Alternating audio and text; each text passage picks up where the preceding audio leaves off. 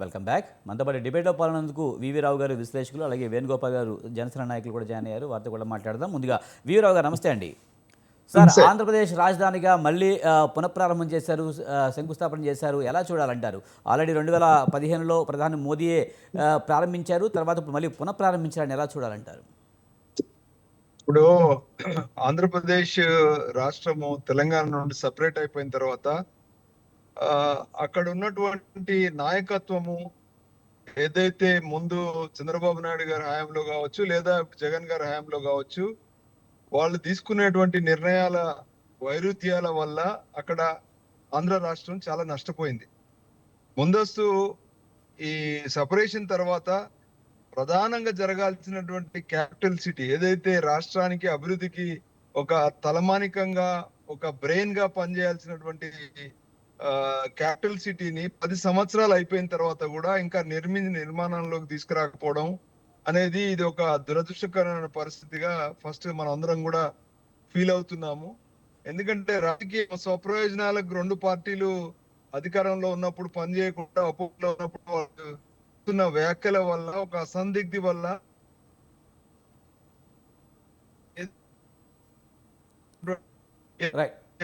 వివిరా గారు, మీ video struck అవుతుంది. మీరు ట్రావెలింగ్ లో ఉన్నట్టున్నారు. మీరు ఎక్కడన్నా ఆగి మాట్లాడండి కొంచెం. హలో వివిరావు గారు, మీరు ట్రావెలింగ్ లో ఉన్నట్టున్నారు. కారు పక్కన పెట్టి మాట్లాడండి సార్. ఈలోపు వేణుగోపాల్ గారి దగ్గరికి వెళ్దాం. వేణుగోపాల్ గారు, మీరు ఎలా చూస్తారు? మళ్ళీ ప్రధాని శంకుస్థాపన. ఆపాను ఓకేనా? ఓకే అండి, ఓకే. ఇప్పుడు మీ వీడియో కరెక్ట్గానే వస్తుంది, కంటిన్యూ చేయండి. అయితే జరిగింది ఏంటంటే, దురదృష్టవశాత్తు అక్కడ ఏదైతే జరగాల్సినటువంటి కార్యక్రమం అంటే ఆ రాష్ట్రానికి సంబంధించినటువంటి కావాల్సిన అభివృద్ధి విషయంలో అక్కడ రాజకీయంగా వైరుధ్యంగా ఉన్నటువంటి అంశాలు రాష్ట్రానికి కలిసి రాలేదు. అంతకు మించి అక్కడ బీజేపీ పాత్ర కూడా చాలా వింత పాత్ర. ఆ రోజు మోడీ గారు మొదటిసారి వచ్చినప్పుడు కూడా ఒక చెంబడు నీళ్లు లాగా లేదా ఒక పోలవరం విషయంలో కానీ లేదా శంకుస్థాపన విషయంలో కానీ వాళ్ళు తీసుకున్నటువంటి నిర్ణయాలు అక్కడ మనందరికి తెలిసిందే. ఒక కోతి రెండు కోతులు ఒక పిల్లి, రెండు పిల్లులు ఒక కోతి కథలాగా మారినటువంటి పరిస్థితి మనం చూసాం. అంటే ఆంధ్రప్రదేశ్ రాష్ట్రం అనేది ఈ రోజు బీజేపీ లాంటి పార్టీ కూడా ఆనాడు జగన్ గారు అధికారంలో రావడానికి ఎంతైతే పనిచేసిందో ఈ రోజు చంద్రబాబు నాయుడు గారు మరొకసారి ముఖ్యమంత్రి కావాల్సినటువంటి పరిస్థితిలో ఒక రాజకీయంగానికే పరిమితమైనటువంటి పరిస్థితి. కానీ నిజమైనటువంటి ఆంధ్రప్రదేశ్ అభివృద్ధి విషయంలో నిజంగా ఆంధ్రప్రదేశ్ ఇలా క్యాపిటల్ సిటీ లేక ఎంత ఇబ్బంది పడుతుందన్నటువంటి విషయంలో మాత్రం నేటికి ఇంకా క్లారిటీ రాకపోవడం, ఇప్పుడు వచ్చినటువంటి పరిస్థితిలో కూడా మీరు ఏదో ఆ వాగ్దానాలు ఇస్తున్నారు కానీ ఒక టైం లిమిట్ కానీ లేదా ఆ నిధుల విషయంలో ఒక క్లారిటీ కానీ లేకపోవడం అనేది, ఇవన్నీ చూస్తే కూడా తమ యొక్క రాజకీయ పబ్బాలు గడుపుకోవడానికి అన్ని పార్టీలు పనిచేస్తున్నాయి కానీ నిజమైనటువంటి ఆంధ్రప్రదేశ్ అవసరాల గురించి పనిచేయకపోవడం అనేది ఇది చాలా దురదృష్టంగా నేను భావిస్తా ఉన్నాను. సార్, గత అనుభవాల దృష్ట్యా చూస్తే కనుక కూటమి అమరావతి విషయంలో కొంచెం పక్కాగా వెళ్తున్నట్టు కనిపిస్తుంది. మీరు చెప్పినట్టు 2014 నుంచి 2019 వరకు, 19 నుంచి 24 వరకు కూడా రెండు ప్రభుత్వాలు కూడా కొంత అమరావతి మీద ఫుల్ ఫోకస్డ్గా లేవు. అందుకే 11 ఏళ్ళైనా దాదాపు ఇప్పటి వరకు ఎలాంటి అభివృద్ధి అమరావతిలో జరగలేదనేది వాస్తవంగా కనిపిస్తున్న పరిస్థితి. కానీ ఇప్పుడు ఈసారి కూటమి ప్రభుత్వం అయితే పక్కా ప్లాన్తో వెళ్తుంది. ఈసారి ఎవరొచ్చినా సరే అమరావతి రాజధానిగా కొనసాగించాల్సిన పరిస్థితి తీసుకొస్తుంది అంటారా? ఇప్పుడు ప్లాన్లు చాలా వేస్తున్నారండి, కానీ వాటికి కావాల్సిన నిధుల విషయంలో కానీ వాటికి ఒక టైం బౌండ్ యాక్షన్ విషయంలో కానీ ఎక్కడ క్లారిటీ లేదు. తర్వాత ఇప్పటికి కూడా వైసీపీ వాళ్ళు ఏమంటున్నారు, 3 రాజధానులు అవసరమైతే అపోజిషన్ పార్టీగా మేము ఇంకా నిర్ణయం తీసుకోవడంలో టైం ఉందని చెప్తా ఉన్నారు. రాజకీయాలకే పరిమితం అవుతున్నటువంటి పరిస్థితి.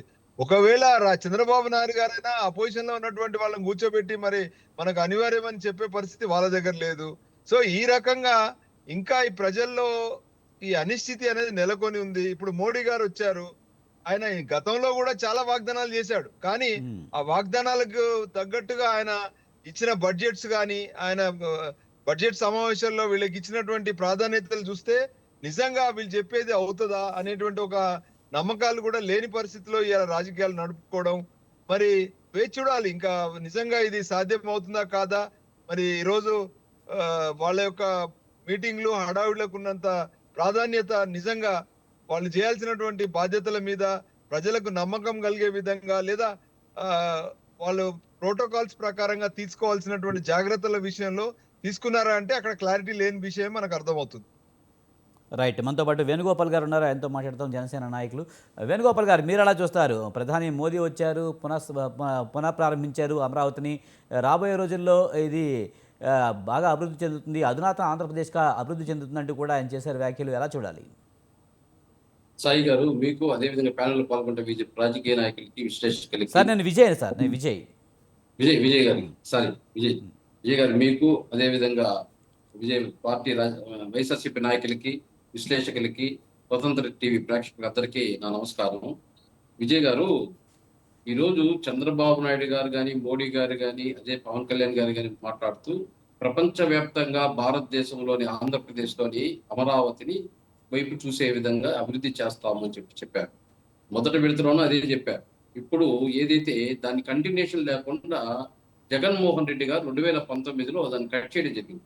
2014 నుంచి 2019 వరకు ఇదే అమరావతి, ఈ అమరావతికి నేను కట్టుబడి ఉన్నాను, ఈ అమరావతికి ఏది 33,000 ఎకరాలు కావాలన్నప్పుడు దానికి ఖచ్చితంగా ఇది చాలదు అని చెప్పి 33,000 ఎకరాలు రికవరీ చేయాలని చెప్పేసి పట్టుబడిన జగన్మోహన్ రెడ్డి గారు 2014 నుంచి 2019 వరకు ఏదైతే అమరావతి కట్టుబడి నేను ఇల్లు కట్టుకుంటున్నాను, చంద్రబాబు నాయుడు కనీసం సొంత ఇల్లు కూడా లేదు, ఆయనకన్నా నేనే అభివృద్ధి చేస్తానని చెప్పిన వ్యక్తి 2019 నుంచి 2024 దాన్ని ఊసే ఎత్తన మానేశారు.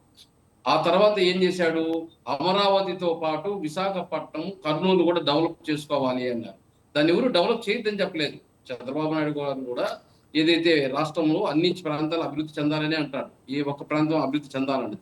కానీ రాజధాని అనేది, క్యాపిటల్ అనేది ఒకటే ఉంటే త్వరగా ఇంప్రూవ్ అవుతుంది. అదే విధంగా భారతదేశ వ్యాప్తంగా, ప్రపంచవ్యాప్తంగా ఆంధ్రప్రదేశ్కి రాజధాని ఏది అంటే అమరావతి అంటే ఏది చరిత్రాత్మకమైనది కాబట్టి, ఈ చరిత్ర నుంచి వస్తా ఉండేది కాబట్టి చూడడానికి కానీ చరిత్ర కానీ అది కానీ బాగుంటుందని చెప్పేసి ఆ రోజు అమరావతిని డిసైడ్ చేయడం జరిగింది. దానికి సపోర్ట్ చేసిన జగన్మోహన్ రెడ్డి 2019 నుంచి 2024 వరకు సపోర్ట్ చేయకుండా వదిలేశారు. ఆయన వేరే అమరావతి ఏది చట్ట రాజధాని అంటాడు, విశాఖపట్నం ఆర్థిక రాజధాని అంటాడు, కర్నూలు న్యాయ రాజధాని అంటాడు. మళ్ళీ ఇప్పుడు మేము స్టాండ్ మళ్ళీ కూర్చొని సెలెక్ట్ చేసుకుంటాము అంటారు.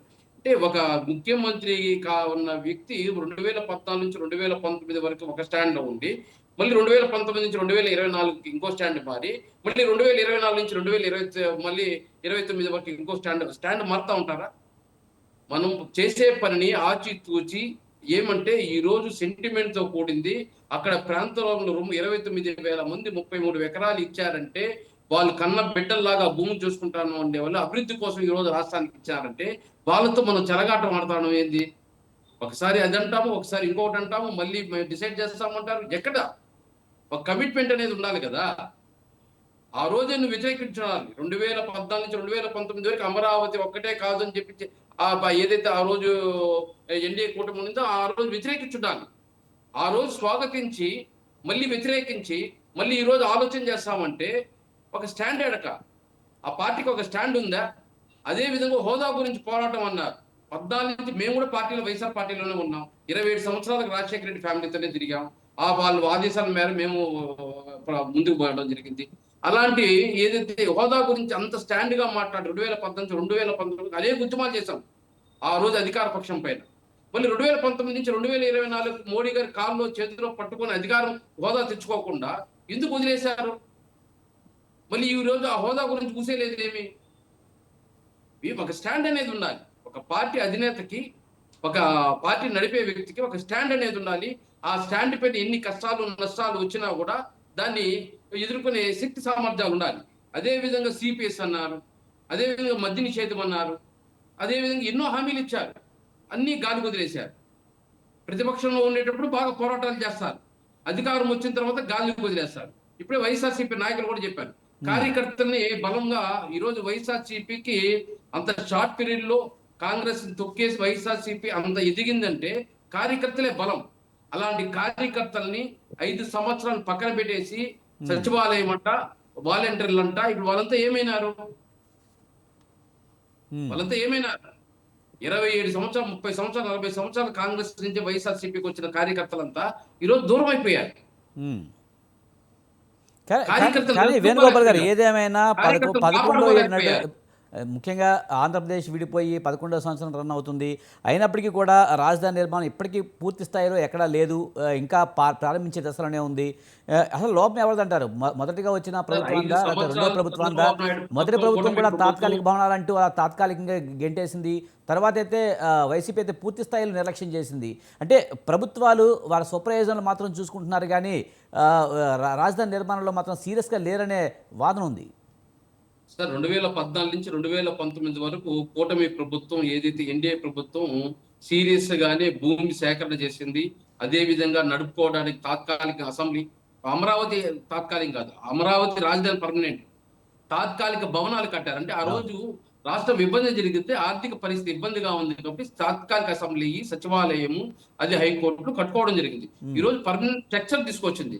దాన్ని జగన్మోహన్ రెడ్డి గారు అట్టే కానీ కంటిన్యూ చేసి ఉంటే ఈ రోజు ఇంకా ఏదైతే చంద్రబాబు నాయుడు చేసిన దాన్ని ఈయన అందుకొని దీన్ని డెవలప్ చేస్తుంటే అమరావతి ఈ రోజు రాజధాని ఒక స్టాండ్ అయిపోయింటారు. జగన్మోహన్ రెడ్డి గారు గాలికి వదిలేశారు. ఈ రోజు 74 ప్రాజెక్టులు, దాదాపు 1,00,000 కోట్ల రాష్ట్ర ప్రభుత్వ నిధులతో, కేంద్ర ప్రభుత్వ నిధులతో దాదాపు 1,00,000 కోట్ల పైన ఈ రోజు ప్రాజెక్టులు తెచ్చి ఏదైతే అక్కడ అసెంబ్లీ అయితేనేమి, అదే విధంగా సెక్రటరియట్ అయితేనేమి, అదే విధంగా హైకోర్టు అయితేనేమి, అదే విధంగా ఎమ్మెల్యేలు, ఎంపీలు క్వార్టర్స్ లో అయితేనేమి అన్నిటికీ ఈరోజు శంకుస్థాపన జరగడం జరిగింది. అదే విధంగా 320 కిలోమీటర్లు ఏదైతే రాజధానికి సంబంధించి రోడ్లు కానీ ఇవన్నీ అభివృద్ధి చేయాలని చెప్పేసి ఈ రోజు మోడీ గారే స్వయంగా ఓపెన్ చేయడం జరిగింది. ఆ రోజు కూడా ఓపెన్ చేశారు, కానీ దాన్ని కంటిన్యూషన్ చేయాల్సిన ప్రతిపక్ష నాయకుడు సమర్థించాడు. దాన్ని అట్టే కంటిన్యూ చేయాల్సిన దాన్ని మధ్యలో వదిలేశాడు గాలికి. ఈ రోజు మళ్ళీ ఏమంటున్నారు? అమరావతిలో అవినీతి అంటారు, అమరావతిలో భూ అక్రమం జరిగాయి అంటారు. మరి అవన్నీ లేకుండా నువ్వు అభివృద్ధి చేస్తుండేది అక్కడ, అమరావతిని పక్కన పెట్టేస్తే అదే కదా ఇప్పుడు ఇప్పటికే వాళ్ళు చెప్పేది ఏంటంటే శాసన రాజధానిగా మేము అమరావతిని ఎప్పుడూ పక్కన పెట్టలేదు, 3 రాజధానిలో ఒక భాగమని చెప్తున్నారు కదా. అది కాదు సార్, ఇప్పుడు శాసన రాజధాని ఏమన్నా డెవలప్ చేశారా? 2019 నుంచి 2024 వరకు ఇదో వైజాగ్ పోతాం, అదో కర్నూలు పోతాం, అదో వైజాగ్ పోతాం, అదో కర్నూలు పోతాం అని కాలయాపన చేశారే తప్ప 5 సంవత్సరాలు కనీసం ఎక్కడన్నా వైజాగ్ అన్నా, లేదా కర్నూలు అన్నా, లేదా అమరావతి అన్నా ఏమైనా అభివృద్ధి చేసే పరిస్థితి లేదు. మళ్ళీ ఈ రోజు వచ్చి ఏదో మేము ఆలోచన చేస్తాము అంటే చేయాలి, నిర్ణయం తీసుకోవాలి, నిర్ణయం అనేది తీసుకోవాలి. ఏది ప్రజలకు ఆమోదం. ఇప్పుడు 5 సంవత్సరాలు తెలుగుదేశం పార్టీ కానీ వైఎస్ఆర్ పార్టీ కానీ అమరావతిని నడపలేదు. అక్కడ ప్రజలు అమరావతి రైతులు నడిపారు ఆ ఉద్యమాన్ని. 5 సంవత్సరాలు తిండి నీరు మానేసి వాళ్ళ 5 సంవత్సరాలు దీక్షతో ఆ రోజు ఉద్యమం చేశారు కాబట్టి ఇది ఈడి వరకు రాగలిగింది. ఆ రోజు ప్రతిపక్షం కాపాడుకోలేకుండా ఇబ్బంది పడే పరిస్థితి జగన్మోహన్ రెడ్డి గారు ఇబ్బంది పెట్టడం జరిగింది. ఆ రోజు అభివృద్ధి కానీ సంక్షేమం ఎవరైతే వాళ్ళ సంక్షేమం కూడా దోవ తప్పింది. అంటే అది కూడా ఎవరైతే అర్హులు వాళ్ళకి అర్హులకి ఇవ్వకుండా అనర్హులకు ఇచ్చుకుంటూ, అదే విధంగా అభివృద్ధి కార్యక్రమాలు చేయకుండా ఎవరైనా పార్టీని కానీ ఏదైనా ప్రభుత్వాన్ని కానీ విమర్శిస్తే వాళ్ళు టార్గెట్ చేయడం, కార్యకర్తలు తొక్కడం, వాళ్ళకి కావాల్సిన లాక్కోవడం. ఇప్పుడు విజయసాయి రెడ్డి చెప్పారు అక్రమాల గురించి, బయట వేరే పార్టీలు చెప్పాల్సిన పనిలా విజయసాయి రెడ్డి గారే చెప్పారు ఆ పార్టీ ఏదైతే మధ్యంలో. కానీ ఏదేమైనా వేణుగోపాల్ గారు, గతంలో మోడీ ప్రారంభోత్సవం చేసినప్పుడు చెంబుడు నీళ్లు, తట్టెడు మట్టి ఇచ్చారు. ఇప్పుడు కూడా ఏదో అప్పుల రూపంలో ఇస్తున్నారు తప్పించి పర్టికులర్గా అమౌంట్ అయితే ఏమీ కేటాయించట్లేదు అనే విమర్శలు ఉన్నాయి కదా, దానికి ఏమంటారు? సార్, మట్టి నీరు ఇచ్చింది ఆయన పవిత్రత కోసం చాటుకోవడానికి తెచ్చాడు. నిధులు ఇవ్వలేదా? నిధులు ఇచ్చారు. కానీ 2019లో ఏదైతే ఎన్డీఏ కూటమి చెడిందో రాష్ట్రంలో, అప్పుడు ఒకరినొకరు విమర్శించుకున్నారు. కాంగ్రెస్ పార్టీ నుంచి వచ్చిన జగన్మోహన్ రెడ్డి గారు కాంగ్రెస్ పార్టీని విమర్శించలేదా? కాంగ్రెస్ పార్టీ అమనాభూతి తిట్టలేదా? కాంగ్రెస్ జగన్మోహన్ రెడ్డి గారిని రాజశేఖర రెడ్డి తిట్టలేదా? అది రాజకీయం. దాన్ని పుస్తకంలో పెట్టి చూపించడం కరెక్ట్ కాదు. ఆ రోజు కలిసి ఉండేటప్పుడు చేయాల్సినవి చేశారు, అభివృద్ధి చేశారు. ఆ తర్వాత ఏదైతే 2019లో కలిసి ప్రయాణం చేయలేదు కాబట్టి ఒకరినొకరు విమర్శించుకోవాల్సి వచ్చింది. 2019లో మళ్ళీ కలిశారు. కలిసి ఈరోజు 24లో కలవడం జరిగింది. 2019 విడిపోయి 2024లో కలిసి మళ్ళీ ఈ రోజు ఎన్డీఏ కూటమి ఏదైతే అమరావతి కట్టుబడి ఆ రోజు హామీ ఇచ్చారో ఆ హామీ నెరవేరుస్తున్నామని చెప్పి 3 పార్టీలు కలిపి చెప్పడం జరిగింది అదే స్టేజ్ పైన. మోడీ గారు చెప్పడం జరిగింది, చంద్రబాబు నాయుడు గారు చెప్పడం జరిగింది, డిప్యూటీ సీఎం పవన్ కళ్యాణ్ గారు చెప్పింది, మేము ఏదైతే ఎన్నికల్లో హామీ ఇచ్చామో దానికి కట్టుబడి ఉన్నాం, అమరావతిని అభివృద్ధి చేస్తాము, ఉమ్.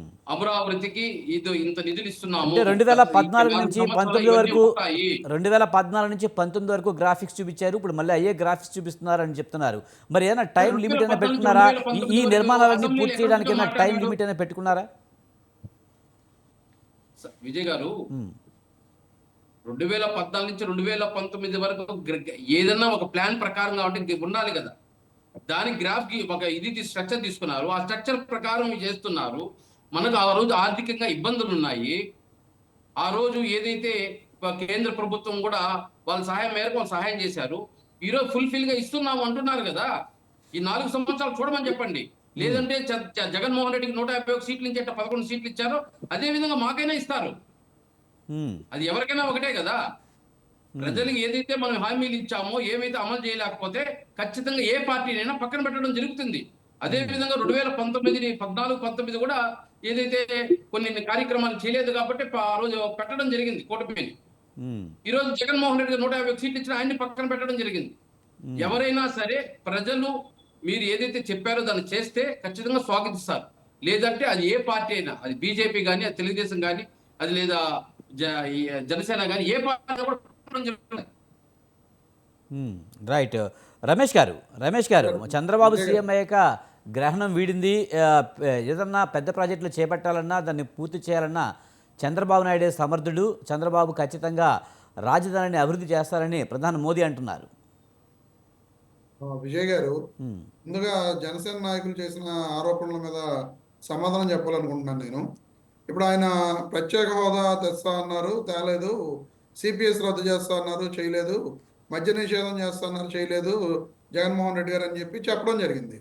మరి ఈ రోజున సూపర్ 6 హామీలను అమలు చేస్తామని చెప్పి అధికారంలోకి వచ్చిన చంద్రబాబు నాయుడు గారు, పవన్ కళ్యాణ్ గారు ఈ రోజు వరకు ఆ సూపర్ 6 హామీల్లో ఒకే ఒక గ్యాస్ బండ్ ఇవ్వడం జరిగింది తప్ప మిగతా ఏ ఒక్క హామీని కూడా నెరవేర్చని పరిస్థితి. ఆయన ఏం చెప్తారండి, ఇంకో 4 సంవత్సరాలు ఉంది కదా చూడండి అంటారు. కానీ ఈ 12 నెలల్లో ఈ సంవత్సరం పాటు ఆ 5 హామీలు పోయినట్టే కదండి, ప్రజలు నష్టపోయినట్టే కదా. దానికి కారణం మీరే అని చెప్తున్నారు కదా, గత వైసీపీ ప్రభుత్వమే కారణం అని చెప్తున్నారు కదా. ఖజానాలో మొత్తం ఖాళీ చేశారు, డబ్బులు లేవు, అప్పులు మాత్రం మిగిల్చారు, దానికి వడ్డీ కట్టలేకపోతున్నాము అని డైరెక్ట్గా చంద్రబాబు నాయుడు ఎన్నో సందర్భాల్లో అన్నారు కదా. ఇప్పుడు చంద్రబాబు నాయుడు గారు ఎంత పచ్చి అబద్ధాలు చెప్పారో, పవన్ కళ్యాణ్ గారు ఎంత పచ్చి అబద్ధాలు చెప్పారో ఎన్నికలకు ముందు ఈ రాష్ట్ర ప్రజలందరికీ కూడా వాళ్ళ అధికారంలోకి వచ్చిన తర్వాత అసెంబ్లీలో ప్రకటించిన ఆర్థిక లెక్కలను చూసి ప్రతి ఒక్కళ్ళు ముక్కును వేలేసుకున్న పరిస్థితి. ఒకసారి 14 లక్షల కోట్లు అన్నారు, ఒకసారి 12 లక్షల కోట్లు అన్నారు, చివరికి 10 లక్షల కోట్లు అని చెప్పి కూడా దుష్ప్రచారం చేసిన వ్యక్తులు చంద్రబాబు నాయుడు గారు, పవన్ కళ్యాణ్ గారు. కానీ అదే అప్పు చూస్తే చివరికి అసెంబ్లీలో వాళ్ళు ప్రకటించినది 6,50,000 కోట్లు మాత్రమే. అంతకు మించి ఒక్క రూపాయి కూడా అప్పు లేదు.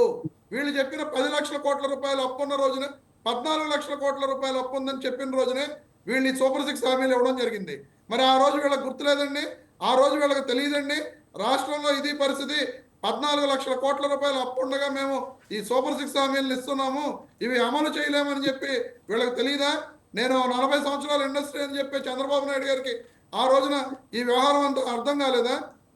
కేవలం ఆంధ్ర రాష్ట్ర ప్రజలను మోసం చేసి ఎలా అధికారంలోకి రావాలని ఆలోచించి చంద్రబాబు నాయుడు గారు, పవన్ కళ్యాణ్ గారు కూటమి పెట్టారు.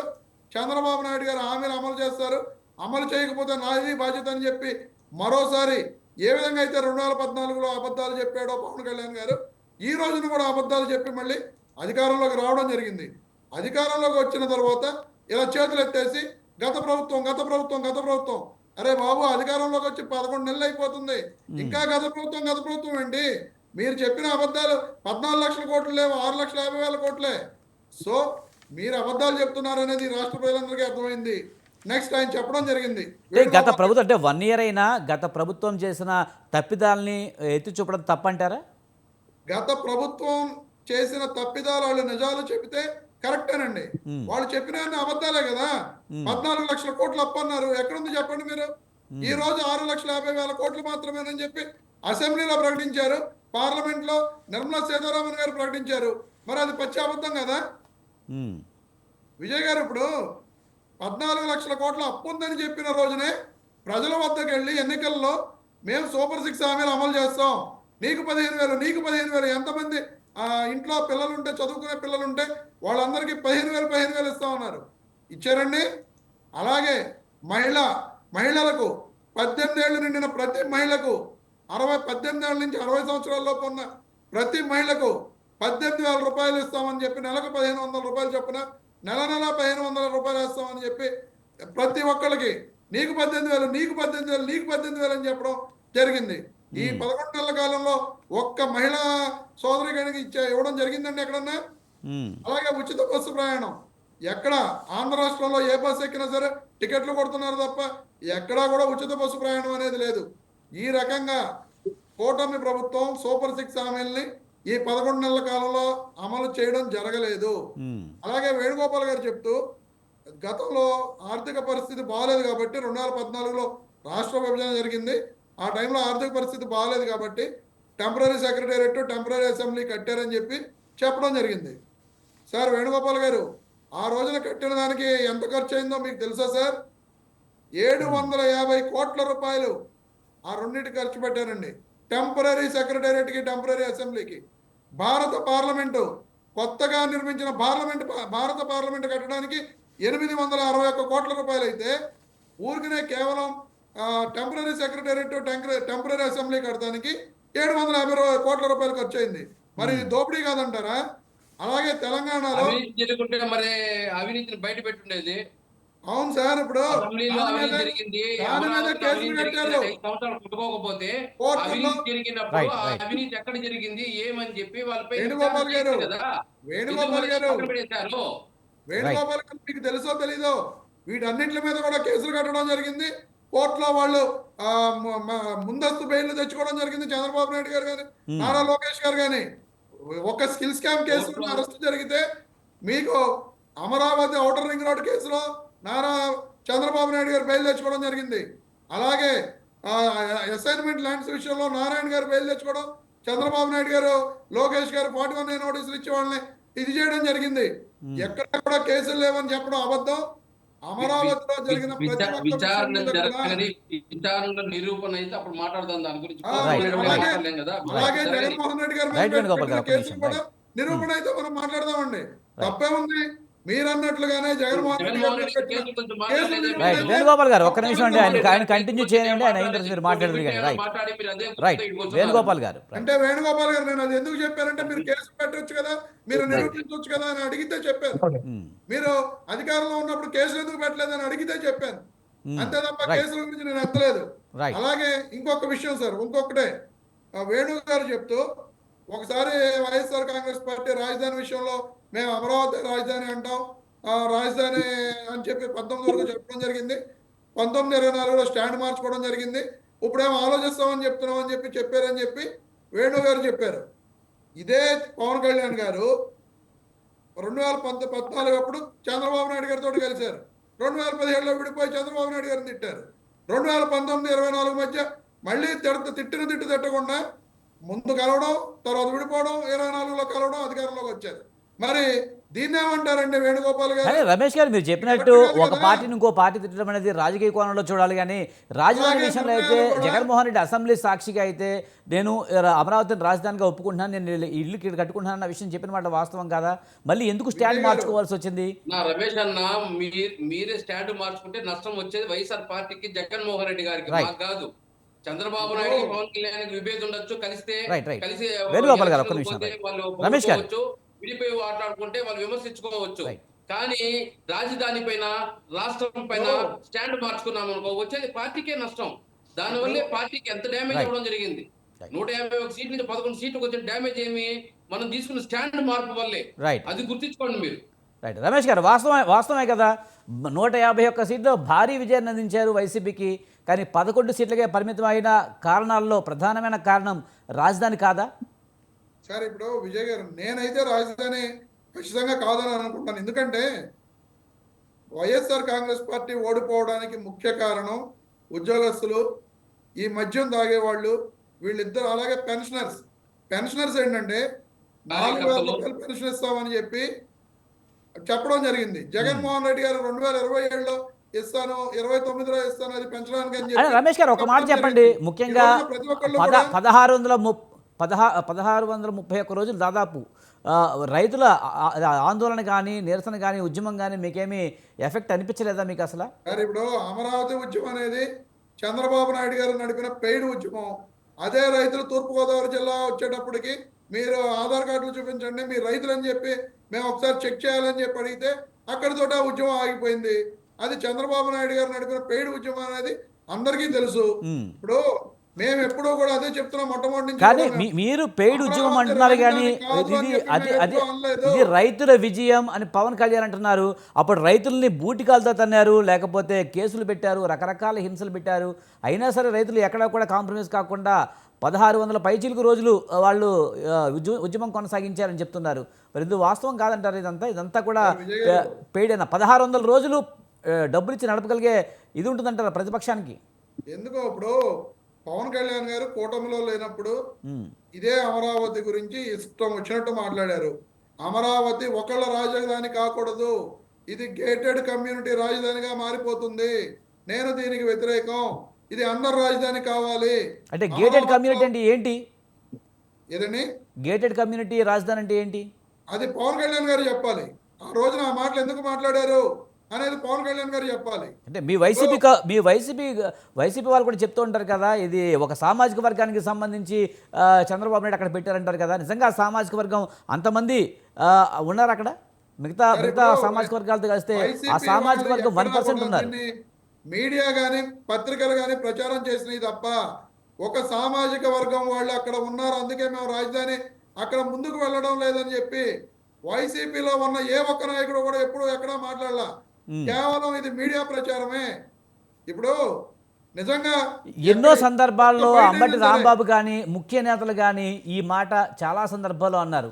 తమ సామాజిక వర్గానికి వెసులుబాటు కల్పించేలాగా అక్కడ ఆ సామాజిక వర్గం వాళ్ళు చాలామంది అమరావతిలో భూములు కొన్నారు, వాళ్ళ అభివృద్ధి కోసం ఇదంతా చేస్తున్నారని పదే వైసీపీ గవర్నమెంట్లో ముఖ్య నేతలే అన్న సందర్భాలు ఉన్నాయి.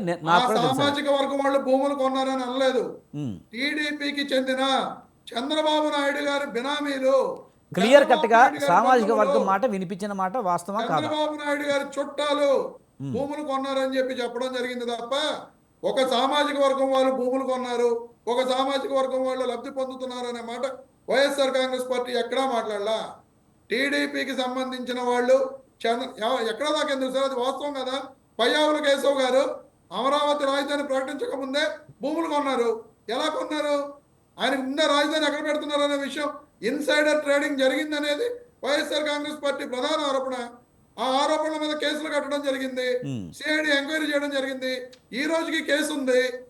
మరి అమరావతి రాజధాని గొంతుకొస్తారా? గొంతు ఎక్కడ కోసామండి వేణుగోపాల్ గారు? అమరావతి రాజధాని గొంతు ఎందుకు కోసారు? 2014 నుంచి 2019 వరకు సమర్థించి 2019 నుంచి 24 వరకు ఆడ ఒక ఇటుకరాయి కూడా పేర్చకుండా విశాఖపట్నము, అమరావతి, కర్నూలు అని ఇవే ఆరోపణలు కూడా చేశారు. టీడీపీ కూడా అది ఎలాంటి ఆరోపణలు చేసింది? 3 రాజధానుల పేరుతో భూదోపిడీ చేస్తున్నారని చెప్పింది.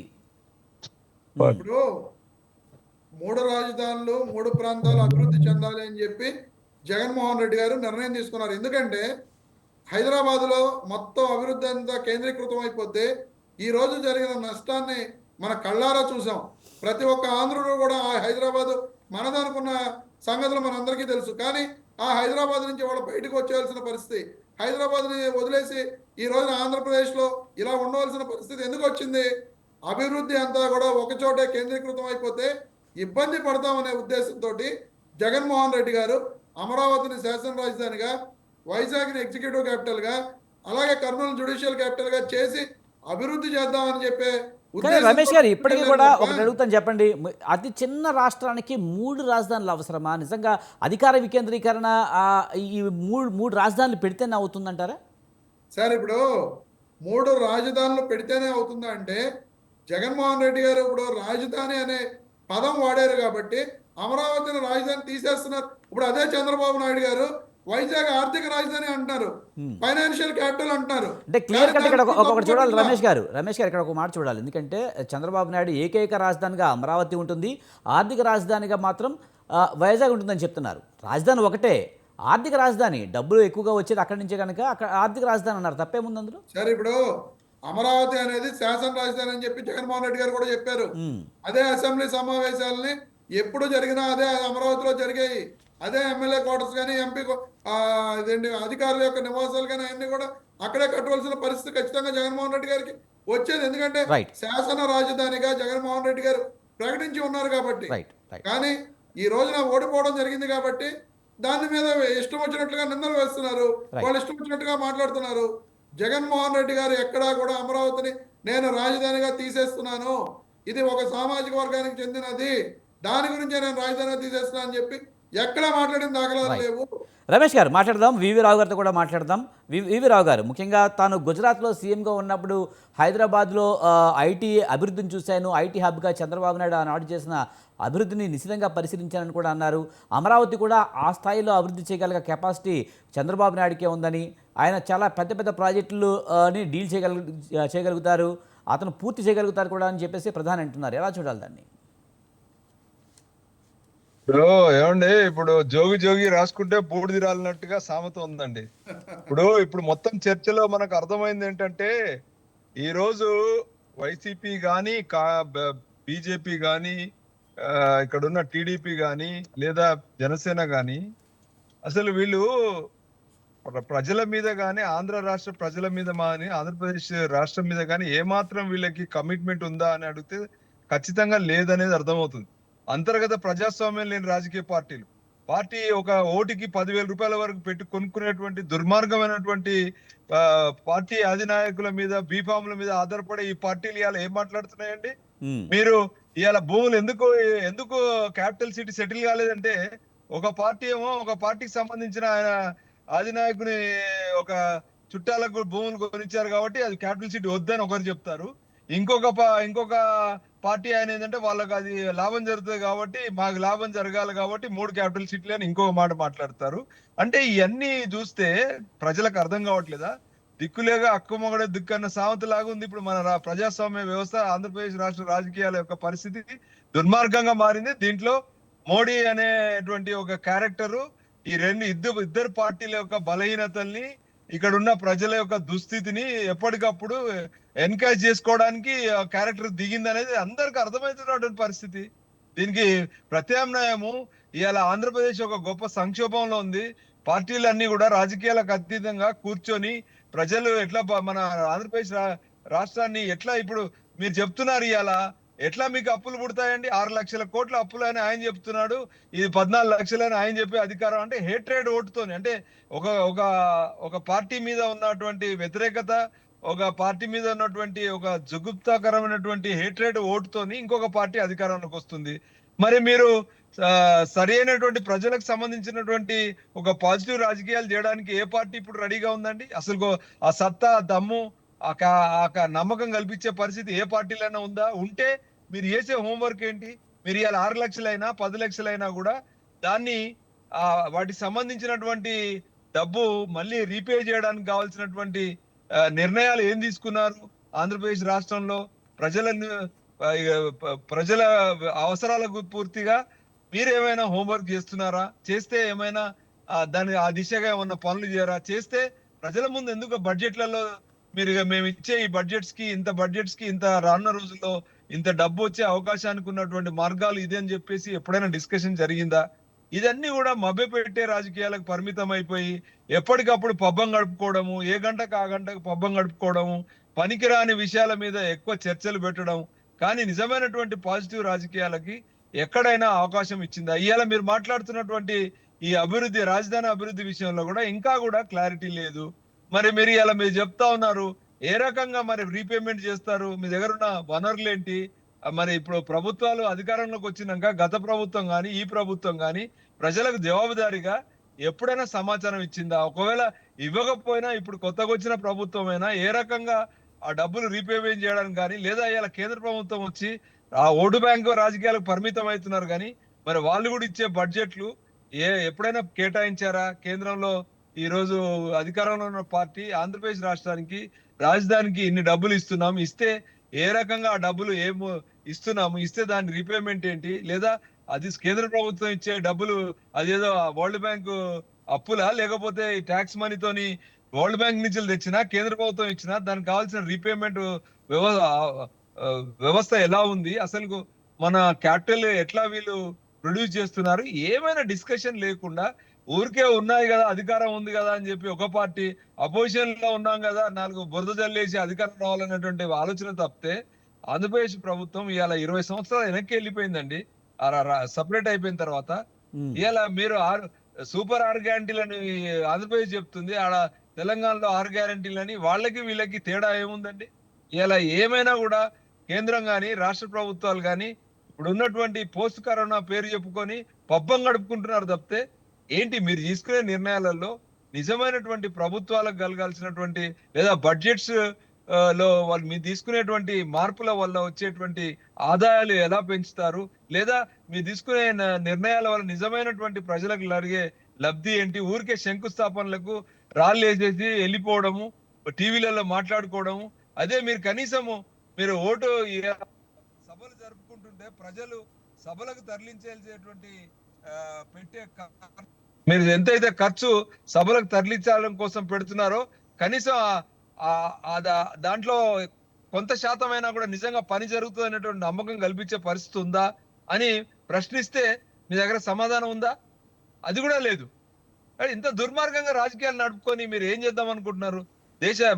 ఆంధ్రప్రదేశ్ రాష్ట్రాన్ని ఏం చేద్దామని ఒక ఆలోచనలో అధికారంలో ఉన్న పార్టీలు కానీ, అపోజిషన్ పార్టీలు కానీ, కేంద్రంలో ఉన్న పార్టీలు కానీ ఎప్పుడైనా ఆలోచించారా? ఈ ఆంధ్రప్రదేశ్ ప్రజలు 20 సంవత్సరాలు వెనక్కి వెళ్ళిపోయారు. సుభిక్షంగా ఉన్నటువంటి అన్ని సుసంపన్నంగా ఉన్నటువంటి రాష్ట్రాన్ని. కానీ వివిరావు గారు, ఇప్పుడు కేంద్రంలో కూటమికైతే టీడీపీ కీలక భాగస్వామిగా ఉంది. టీడీపీ భాగస్వామ్యంతోనే కేంద్రంలో కూటమితో నడుస్తున్న పరిస్థితి కనిపిస్తోంది. మరి ఇలాంటి టైంలో కొంతవరకు మేము బడ్జెట్లో ఆంధ్రప్రదేశ్కి ఎక్కువగా నిధులు ఇస్తున్నామని చెప్తున్నారు, కానీ ఆ మాటలో వాస్తవం లేదంటారా? డబుల్ ఇంజిన్ సర్కారు చాలా వేగంగా అభివృద్ధి చేస్తుందనే మాటలో వాస్తవం లేదంటారా? మనం చెప్పండి, మన గత బడ్జెట్ లో ఎంత కేటాయించారు? ఇప్పుడు చెప్పే హామీలు, ఇప్పుడు మీరు ఇచ్చేటువంటి గణాంకాలకి మొన్న వాళ్ళు ఇచ్చినటువంటి కేటాయింపులకి ఎక్కడైనా పొంతన ఉందా? మీరు చెప్పండి. మీరు ఎంత గణాంకాలతో చెప్పమనండి. మీరు ఎందుకు చెప్పారు ఆ గణాంకాలు? సభలకు వచ్చి పనికిరాని సోది ముచ్చట అంటే వాళ్ళు ఇచ్చేటువంటి వాగ్దానాల్లో ఎందుకంటే ఈ రెచ్చగొట్టేటువంటి పదాలకే పరిమితమై ఇక్కడ కూర్చుని ఇదే మోడీ గారు గతంలో మన జగన్ గారిని అధికారంలో తీసుకొచ్చే ముందు చంద్రబాబు నాయుడు మీద ఎలాంటి విషయంగా కమ్మారు మీ అందరికి తెలుసు. ఆ తర్వాత ఈ రోజు స్టేజ్ మీదకి వచ్చేసి ఆయన పోగొడుతా ఉన్నారు. అంటే అక్కడ ఉన్నటువంటి బలహీనతలు, అక్కడ ఉన్నటువంటి రాజకీయ పార్టీల బలహీనతలు కావచ్చు, ఆంధ్రప్రదేశ్ రాష్ట్రంలో ఉన్నటువంటి బలహీనమైనటువంటి పరిస్థితులు కావచ్చు, ప్రజల యొక్క బలహీనతలను ఎన్కరేజ్ చేసుకోవడానికి కేంద్రం నుంచి దిగినట్టు ఒక ప్రధానమంత్రి మాట్లాడే మాటలేనా అవి? ఎలా మాట్లాడుతున్నారండి? గల్లీ రాజకీయాల్లాగా మాట్లాడుతున్నాడు ఆయన. కనీసం కనికర్యం ఉందా? 30 సంవత్సరాలు వెనక్కి వెళ్ళిపోయింది ఆంధ్రప్రదేశ్. కానీ ఒక క్యాపిటల్ లేకపోతే ఎంత నష్టం అనేది అందరికి తెలియదా?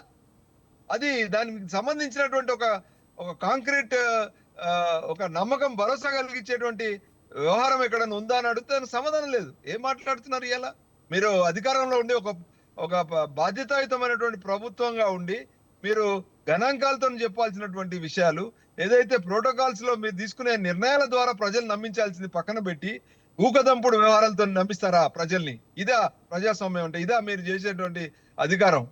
దీనికి సమాధానం ఎక్కడుంది చెప్పండి. సార్, ముఖ్యంగా తమిళనాడుకి చెన్నై, కర్ణాటకకి బెంగళూరు, తెలంగాణకి హైదరాబాద్ లాగా ఇప్పుడు అమరావతిని కూడా డెవలప్ చేస్తామని చెప్తున్నారు.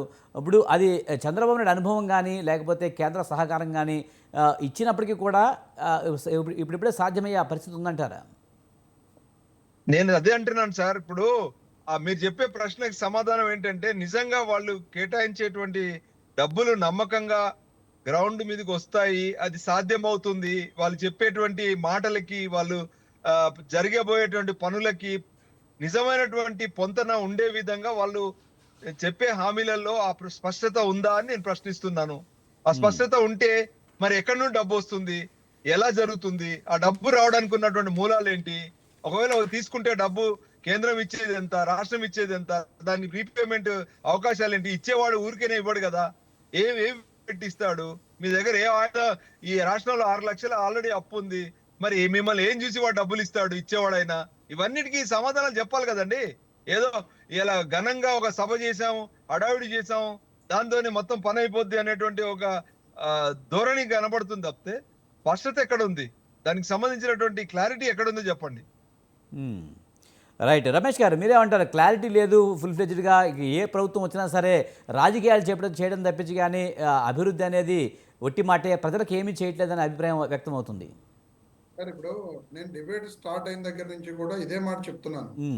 మోడీ గారు ఈ రోజు వచ్చి చంద్రబాబు నాయుడు గారిని మోడీ గారు పొగడడం, మోడీ గారిని చంద్రబాబు నాయుడు గారు పొగడడం తప్ప ఎక్కడా కూడా నిర్దిష్టంగా నాకు తెలుసు ఆంధ్రప్రదేశ్ ఇటువంటి కష్టాల్లో ఉన్నది, ఆంధ్రప్రదేశ్ ఈ రకంగా ఇబ్బందులు పడుతున్నది, ఆంధ్రప్రదేశ్కి గతంలో ఇంత అప్పు ఉంది, ఈ రోజున రాజధాని నిర్మించుకోవాలంటే వీళ్ళు మళ్ళీ అప్పు చేస్తే వీళ్ళు మళ్ళీ ఇబ్బందులు పడతారు, కాబట్టి నేను కేంద్ర ప్రభుత్వం ద్వారా ఈ నిధులను ఆంధ్రప్రదేశ్ కొత్త రాజధాని నిర్మాణం కోసం నేను గ్రాంట్గా ఇస్తున్నాను, ఎక్కడా అప్పు చేయవలసిన అవసరం లేదు. ఆంధ్రప్రదేశ్ అనేది భారతదేశంలో ఒక భాగం అనే వ్యవహార శైలి మోడీ గారి దగ్గర ఉంటే ఈ రోజున ఖచ్చితంగా ఆంధ్రప్రదేశ్ రాజధాని నిర్మాణానికి ఆయన అప్పుల రూపంలో కాకుండా గ్రాంట్ల రూపంలో నిధులు ఇచ్చి ఆంధ్రప్రదేశ్ ఆదుకుని ఉండేవాళ్ళు.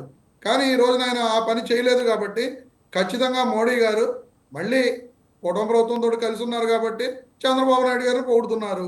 రేపొద్దున మళ్ళీ తేడా రాగానే ఇదే చంద్రబాబు నాయుడు గారికి మేము వరల్డ్ బ్యాంక్ నుంచి అప్పులు ఇప్పించాం, మొన్నటిదాకా పోలవరం ఏటీఎం లాగా ఉపయోగపడింది, ఇప్పుడు అమరావతి ఏటీఎం లాగా చంద్రబాబు నాయుడు గారికి ఉపయోగపడుతుంది అని చెప్పి ఇదే మోడీ గారు మళ్ళీ చెప్తారు. కాబట్టి మేము అడిగేది ఏంటంటే వైఎస్ఆర్ కాంగ్రెస్ పార్టీ తరఫున ఈ రోజున రాష్ట్ర రాజధాని నిర్మాణంకు అది ఒక రాజధాని అని చెప్పి చంద్రబాబు నాయుడు గారు నిర్ణయం తీసుకున్నారు.